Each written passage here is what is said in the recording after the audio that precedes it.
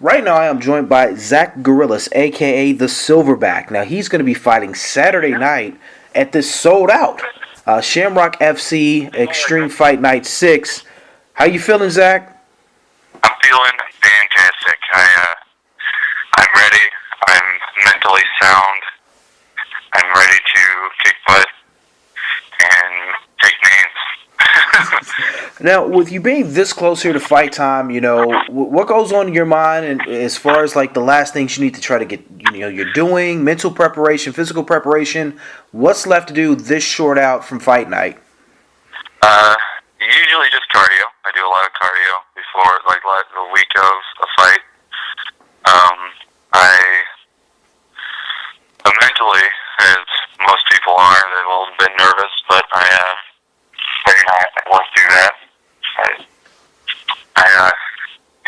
I just do a lot of training, get my head out into it. It'd be like, this guy's gonna punch you in the face.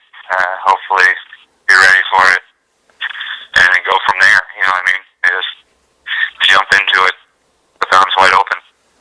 Now, you're going to be facing Bo Kuntz, or hopefully I'm enunciating that right. Coons. I don't know why I want to say cunts. I don't know why I want to. No, all love to Bo with that. But, you're going to be facing him as he is your opponent now. One thing about you're going to have a huge size advantage, a lot of reach, a lot of height advantage over him. Is that something that as you develop more and more that you're learning how to use that advantage, use that to your advantage in fights against smaller gentlemen like him? Yeah, reach has been a God-given blessing to me, unfortunately for my opponents. But it took me a while to get used to it, being able to figure out my reach and all that. It's been a long road to figure it out, but I've had an amazing staff of coaches throughout the years of my training that have taught me how to utilize my fists at the proper distance and feet.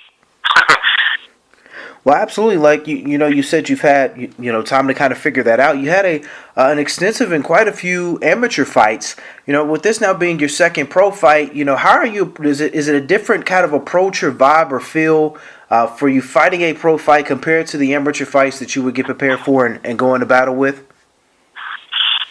With the pro fights, I know my coach is beating me into the ground. Like condition-wise, he's like, "You want to be a pro fighter? I'm gonna make you a pro fighter," and then just making me do like 3 hours of conditioning. And there's a lot of tears, a lot of sweat, and a lot of whining, but it gets done. Now they always say pain is love, so I mean, sometimes you have to cry to get the good stuff. So hey, they're helping you out there. It's tough love. Oh yeah, most definitely. I love it. If I didn't, I wouldn't be in this sport.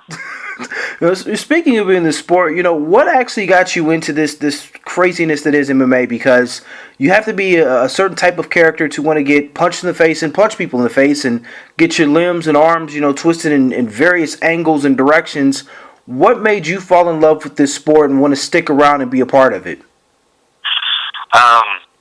In high school, I didn't have any sports abilities. I was 6'6", but I was also 340 pounds, and I got bullied a lot because of that. But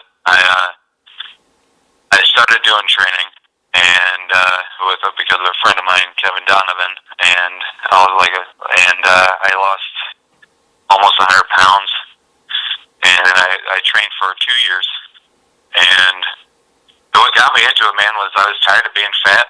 I was tired of being looked bad upon because I was fat and seemed lazy or whatever.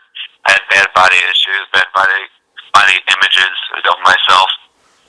And I was like, you know what? I'm going to change it. And it took 2 years to change it. Started training and then got my first fight. Won my first fight and I fell in love with it. I had a very supportive family through fighting and friends. Great coaches and stuff, and I fell in love with it. I found out that I'm real good at getting punched in the face, and I capitalize on that. Yeah, you don't want to use your face as a blocking mechanism. I've quickly, figured that out throughout my lifetime, and I try to spread that onto the youth. Anytime you can, don't let your face be the main object just doing the blocking. Don't let that happen. You'll prolong your career that way. If you find out how to block your face from getting punched. No. Now, you're part of this, like I said, the Shamrock FC platform. How big is it as a fighter that gives you this program and this platform? And not only, as you now the pros, they, feature amateur fights as well on their cards. How big is that fighters have that they can go to or they can shoot for as they're trying to build their name and build their reputation up in the sport? I'm going to tell you that it's huge. Before that, I was fighting in KC Halls, in the middle of backwoods Missouri, trying to build a name, and I had almost 20 fights doing that, and then I started fighting for Shamrock, and my career skyrocketed. I fought for them, I think, 4 times amateur-wise, won all 4 fights, and then I went pro, and I got a whole bunch of fans. Well, I think I do, I don't know, I'm not sure. I sell tickets, but they keep on giving me fights, and I keep on doing well for them. They take good care of me. They take good care of all of their fighters, man. Shamrock FC is an amazing platform for fighters to be on. If you want to go somewhere in the state of Missouri, you fight for Shamrock. If you want to go places.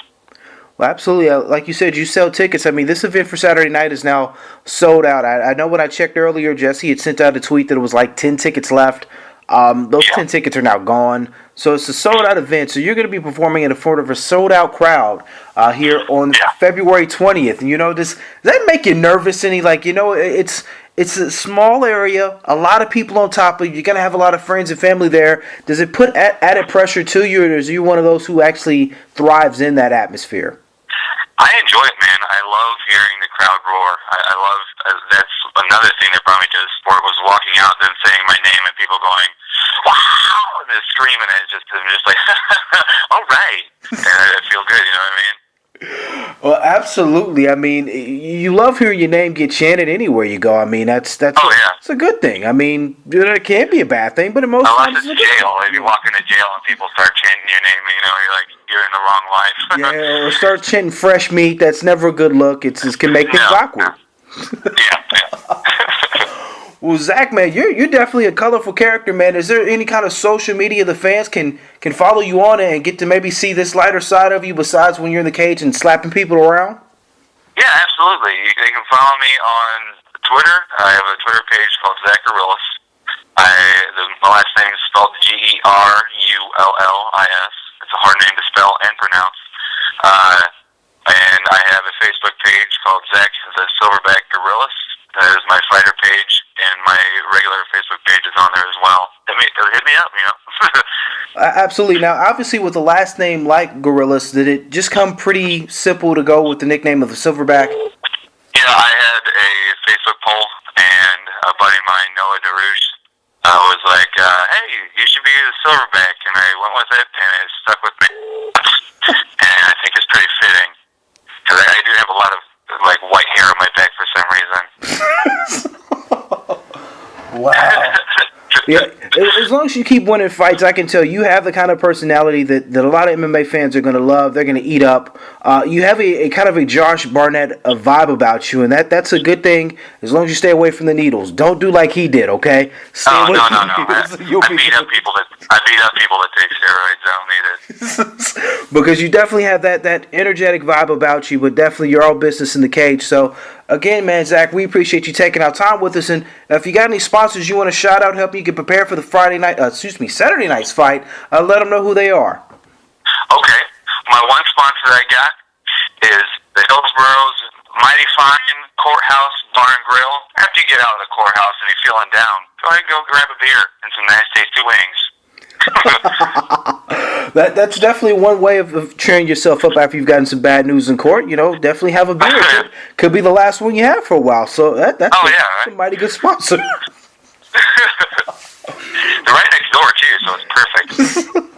Well, Zach, man, we appreciate you taking out time. Again, we know how it is for fighters during fight week, but you seem calm and relaxed, so we're ready to see you in action here Saturday night for Shamrock FC Extreme Fight Night 6. Best of luck there in your fight, all right?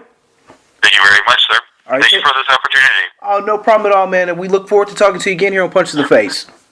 Most definitely, man. I'll talk to you later. All right, thank you.